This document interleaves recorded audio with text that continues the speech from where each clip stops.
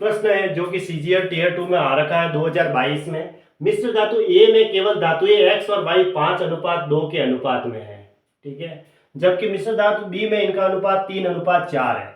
देखो एक तरफ ए है, दूसरी तरफ बी। ए में x और y का अनुपात है, उसी तरह बी और में भी y और x और y का अनुपात है।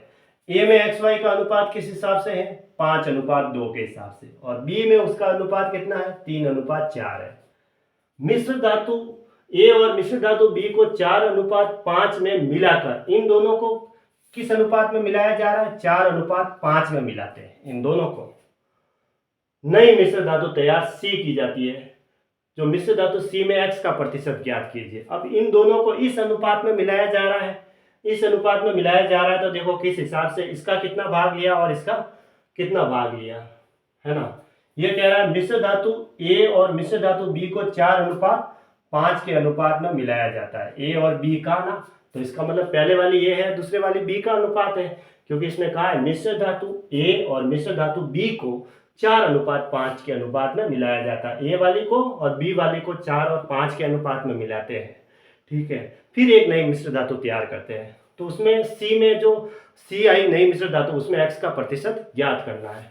तो देखो इसमें योग कितना है? 7, 5 और 2। इसमें योग कितना है? 7, और इसमें योग कितना है? 9।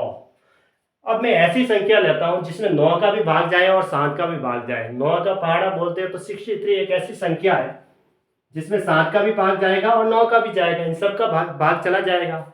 तो इस 4 और 5 को जो योग है वो मैं 63 मान के चलता हूँ, क्योंकि मुझे तो अनुपात ही चाहिए और x का प्रतिशत ही चाहिए। तो 4 और 5 9 का योग अगर 63 है तो a का योग कितना होगा?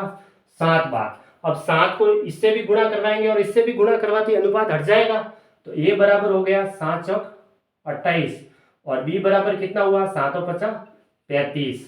तो ये ले लो, इसको तो भाग देना है, 28 भाग हो गया इसका तो, और इसका भाग लेना है ये 35। इन दोनों का योग करेंगे तो 63 हो रहा है ऐसे। अब इसमें देखो 5 और 2, 7 का योग 28 के बराबर है, यानी 7 की वैल्यू अगर 28 के बराबर है तो 1 की वैल्यू 4 के बराबर हुई।